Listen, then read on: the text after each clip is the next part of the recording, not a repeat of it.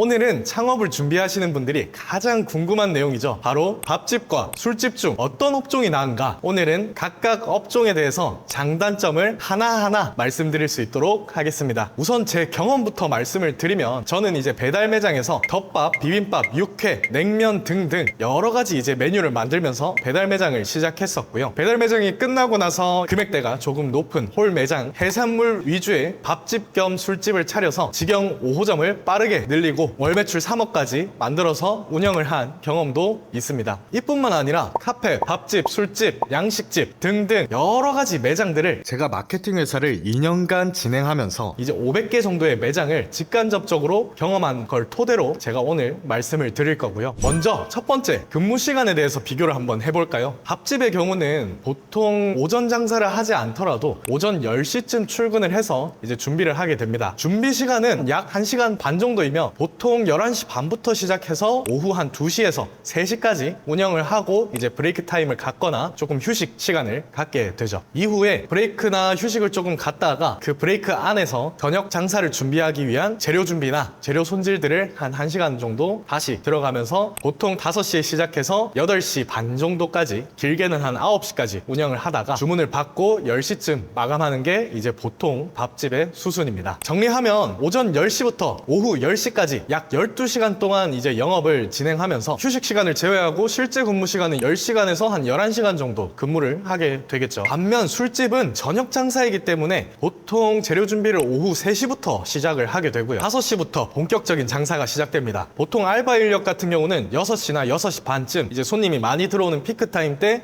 이제 투입이 되는 경우가 굉장히 많고요. 영업 마감 시간 같은 경우는 상권이나 업종에 따라 조금 많이 상이한 경우가 많이 발생을 합니다. 짧게는 뭐 밤 11시까지 또는 길게는 뭐 새벽 2시부터 3시까지, 정말 길게는 해 뜰 때까지도 운영하는 술집이 존재하죠. 번화가나 주택가나 그 여러 가지 요소에 따라서 이 운영에 대한 시간은 굉장히 천차만별로 나뉘어지게 됩니다. 이처럼 술집은 밥집보다 이제 운영 시간은 유연하지만 밤낮이 바뀐다는 것 때문에 이제 생활 리듬 패턴이 조금 깨지는 단점도 존재하고 있습니다. 자, 두 번째는 노동 강도의 차이. 밥집은 메뉴 구성상 맛을 잘 내야 되기 때문에 조리 과정이 섬세하고 손이 굉장히 많이 가게 됩니다. 식사 자체가 중심이기 때문에 맛에 대해서 정말 많이 신경을 써야 되고, 메인 메뉴 외에도 사이드 메뉴나 아니면 반찬 같은 경우도 신경을 많이 써야 되기 때문에 생각보다 노동 강도가 굉장히 높은 편이에요. 자, 그럼 반면 술집은 조리 복잡도가 이제 밥집에 비해서 조금 더 많이 낮은 편입니다. 해당 내용들은 OEM 시스템을 거치지 않고 직접 만든다는 기준에서 말씀을 드리고 있어요. 다시 돌아가서 술집 같은 경우는 메뉴를 이제 먹으러 온다라는 개념도 있지만 그것 외에 이제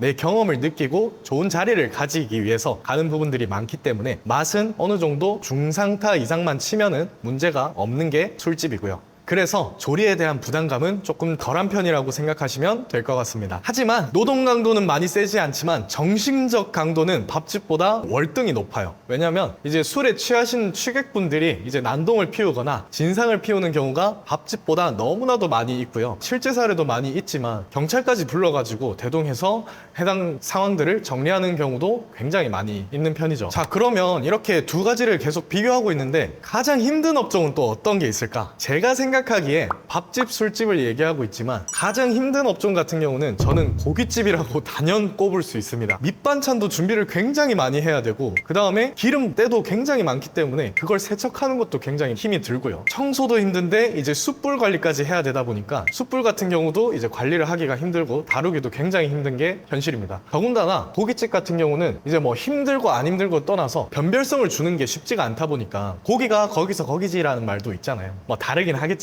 그런 부분에서 이제 경쟁도에서 살아남기도 쉽지가 않은 게 현실이죠. 그리고 거기 고깃집 같은 경우에서 고기를 구워주는 시스템이 있다면 인력 관리 같은 경우도 굉장히 더 빠듯해질 거고, 그 다음에 몰리는 경우에는 대처하기도 쉽지가 않을 거고요. 매출이 들쭉날쭉할 가능성도 굉장히 더 높기 때문에 굉장히 매출 관리나 인건비 관리를 하기가 쉽지가 않은 게 이제 고깃집이라고 저는 말씀을 드리고 싶습니다. 그리고 술집 같은 경우도 객단가가 낮고 젊은 층이 좀 많은 곳들은 굉장히 운영 난이도가 높아져요. 예를 들어 헌팅포차 같은 경우는 더더욱이 이제 난이도가 조금 더 높은 술집이라고 저는 생각을 하고요. 아까 말씀드렸던 대로 정신적 스트레스를 많이 받는데 술집은 20대 초반 같은 경우는 이제 자기들의 주량을 조절하기도 힘들고 이제 사소한 시비로 싸움이 생기는 경우, 사고가 생기는 경우도 굉장히 많이 발생을 합니다. 이런 곳에서는 시설 파손 등의 문제로 굉장히 문제가 자주 발생하고요. 실제로 변기나 문고리가 부서져 있는 경우도 많고, 화장실에 이제 토사물들이 발생하는 경우도 있는 게 헌팅포차 같은 경우가, 그런 경우가 굉장히 많죠. 계속 쌓이면 육체적 노동이랑 정신적 피로 때문에 굉장히 장사하기가 힘들어지는 경우가 많습니다. 네, 그럼 네 번째, 생존율은 어떨까요? 서울신용보증재단 자료에 따르면 전국 자영업자 평균 5년간 생존율은 34.3%입니다. 그렇다면 밥집과 술집 중 5년간 생존율은 어떤 게 가장 더 높을까요? 결론만 말씀드리면 밥집이 더 우세하게 높습니다. 이유는 간단합니다. 김치찌개, 된장찌개, 고기 반찬 같은 경우는 맛이 있으면 재방문 확률이 굉장히 높아지고 안정적으로 이제 매장이 돌아갈 수 있게 되는 반열에 올라갈 수 있겠죠. 반면에 술집은 트렌드의 영향이 너무나도 커요. 해마다 인기 있는 술집의 스타일은 계속해서 바뀌고 간판이 자주 바뀌는 업종 중에 하나입니다. 특히나 강남 상권 같은 경우는 1년만 지나도 70에서 한 80% 정도가 간판이 바뀔 정도로 빠르게 흥하고 빠르게 사라지는 특성이 있습니다. 물론 모든 술집이 그런 게 아니라 술집 중에서도 안주가 너무 맛있고 서비스가 우수한 매장 같은 경우는 오랫동안 사랑을 받으면서 이제 매장을 운영하는 가게들도 굉장히 많이 있고요. 그럼에도 불구하고 술집 같은 경우는 이벤트성의 소비가 굉장히 강한 만큼 주목도가 떨어지면 매출이 떨어지고, 브랜딩을 다시 리브랜딩을 계속해서 반복하지 않는 이상 살아남기가 사실 쉽지가 않아요. 자, 그러면 다섯 번째, 마진율 비교. 가장 궁금하신 마진율로 한번 넘어가 보겠습니다. 미리 말씀드리면 밥집과 술집도 어떤 메뉴 구성을 하냐에 따라서 마진율은 천차만별로 달라집니다. 하지만 전반적인 평균치를 한번 놓고 비교해 보겠습니다. 밥집은 맛이 핵심이기 때문에 이제 재료의 질이 좋아야 되는 게 가장 중요하죠. 그러면 원가의 비중이 굉장히 높아집니다. 반면 술집 같은 경우는 플레이팅이 화려하고 이쁘게 만들어진 경우는 많지만 이제 원가가 상대적으로 저렴한 곳이 굉장히 많이 깔려 있고요. 예를 들어서 해물파전, 치즈 감자전 같은 경우는 18,000원, 2만원에도 판매를 하고 있지만 실제로는 밥집보다 원가가 낮은 경우도 덜어 있습니다. 애초에 술안주라는 특성상 이 정도 금액은 내도 된다라는 인식이 조금 심어져 있어서 그런 거일 수도 있고요. 인건비 면에서도 술집이 상당히 우세합니다. 밥집 같은 경우는 이제 덮밥을 하나 만들더라도 덮밥이나 반찬 같은 주방 조리나 해당 내용을 준비하는 과정들이 굉장히 복잡하기 때문에 인력 비용이 더 많이 나갈 수 있고요. 반면 술집 같은 경우는 메뉴 하나를 내고 소주 한 병을 내주는 서비스 정도로 이제 그치고 마무리가 되는 경우도 굉장히 많이 있습니다. 더군다나 러닝타임이 굉장히 길기 때문에 이제 한번 쫙 손님이 깔리고 나면은 따로 할 게 없을 정도가 되는 경우도 술집은 빈번하게 발생을 하고 있죠. 물론 감가상각비에서 때려봤을 때 술집이 더 높은 경우가 굉장히 많습니다. 아까 얘기 드렸던 대로 술을 한잔하고 훼손을 시키는 분들이 너무 많기 때문에 감가상각비로 봤을 때는 술집이 조금 더 좋지 않다라고 말씀을 드리고 싶네요. 그렇지만 원가나 인건비를 봤을 때 밥집보다 술집이 조금 더 낮고 저렴하게 이용할 수 있다는 게 보편적인 내용입니다. 그래서 많은 분들이 술집 창업을 고려하시는 이유도 여기에서 나오게 되고요. 실제로 A급 상권에 30에서 한 50평 정도 매장 잘 나가는 브랜드를 이제 입점을 시켜서 월 매출 2억, 3억 가까이를 내는 사례도 종종 볼 수 있습니다. 여기서 또 오해가 없길 바라는 게